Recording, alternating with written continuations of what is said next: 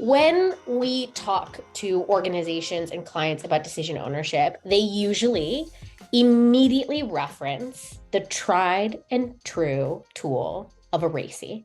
While we are glad that folks are striving to be clear about decision ownership, the reality is that RACI often just documents the dysfunctional relationships on a team without actually pushing decision ownership closer to the work or clarifying actually how we make decisions once we enter into the decision-making moment. So we suggest that you replace the RACI with single decision ownership and a really good stakeholder map.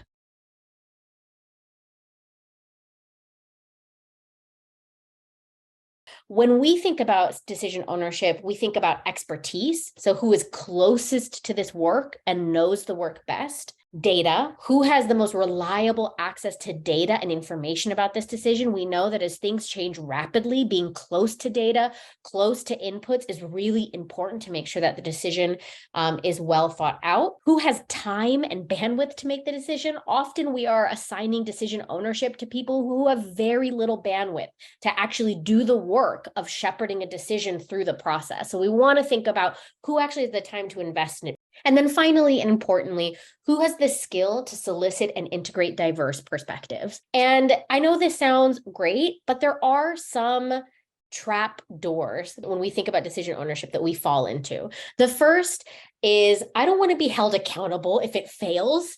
A lot of times folks are afraid to be the single decision owner because we live in a culture that may emphasize blaming and finger pointing even over learning from decisions.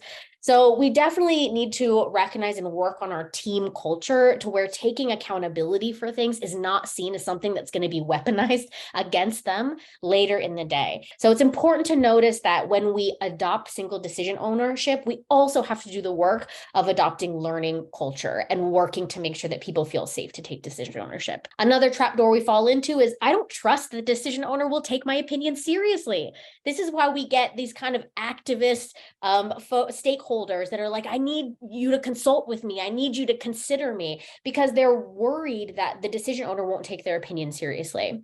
The antidote to that is using a trusted process that gives stakeholders the space to be heard and considered. It's important that we invite diverse perspectives into the room, and not just for show, but really the decision owner has to hold themselves to listening, considering, and being in dialogue with folks about their consideration. And then finally, another trapdoor is I don't think the decision owner is the right person for all these decisions. There's a lot of debate about who the single decision owner should be.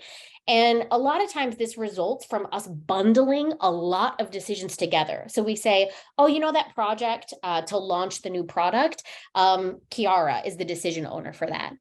And in reality, that project may have tens, hundreds of decisions underneath it. And if we appoint Kiara as the decision owner for all of them, yes, certainly Kiara will not be the right person for all of those. So we really need to be careful about peeling apart our decisions and making sure we're matching the right decision owner with the right decision. The thing that balances single decision ownership is a really keen awareness of your stakeholders. So you can see here on the y-axis, we have influence over the work, and on the x-axis, we have impacted by the work. So these folks in quadrant 1 in the top left-hand square here are the folks who have high influence over the work, but maybe are not super impacted by the work.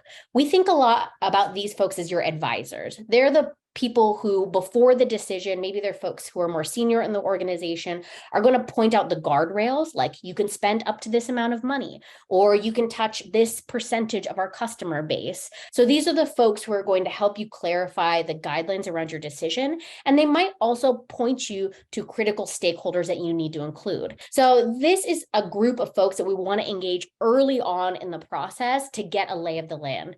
And then lovingly, We want them to get out of the way. In the top right-hand quadrant, we have in quadrant 2, we have our critical key stakeholders. These are the folks that you are taking with you on the journey, that you're actively engaging in the decision. We think about this number as 7 plus or minus 2. So between 5 or 9 people is the kind of sweet spot for the number of folks that you're bringing along. These are people with critical data, perspectives, knowledge that you need to incorporate in your decision making. Know who those folks are. You're going to rely on those people to help bring safety to your decisions. The folks in Q3 seek insight, but do not share the decision-making responsibility. So these are folks who are highly impacted by the decision, but have low influence over it.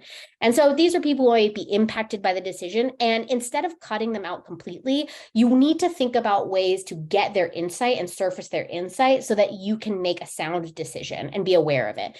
Our favorite ways of doing this are things like surveys, focus groups, appointing a representative of this group to sit in your key stakeholder group. So you might say, Julia, do you feel comfortable representing this opinion and gathering the opinions and then representing that in the room? That's a nice way to get this perspective. Another way to do it is to say, hey, look, we're about to make a decision on this piece of the process. If you have data, reach out to me, DM me, leave it here in this thread, and being open to hearing that feedback asynchronously.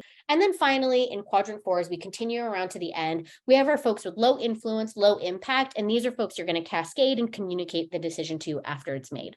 Really important to close the loop on decisions and communicate them out.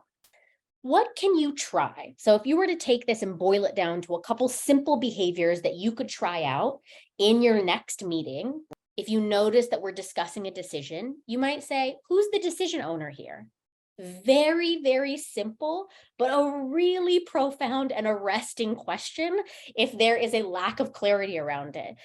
If it is unclear who the decision owner is, you might actually propose a decision owner. You might say, you know what? I think that Hillary is closest to this work. Hillary, would you mind owning this decision and coming back to us with a proposal? And then finally, and importantly, if you are not the decision owner, ask, how can we support you as stakeholders? Notice that the energy of a stakeholder is not, at this point, pressure testing or, being a devil's advocate or being a hole poker. The role of a stakeholder should be, how can I support you? What data can I provide to you? What perspective do you need from me? As stakeholders, we need to step into that place of how can we support our decision owner with the right information to make sure that they're making a decision that is informed.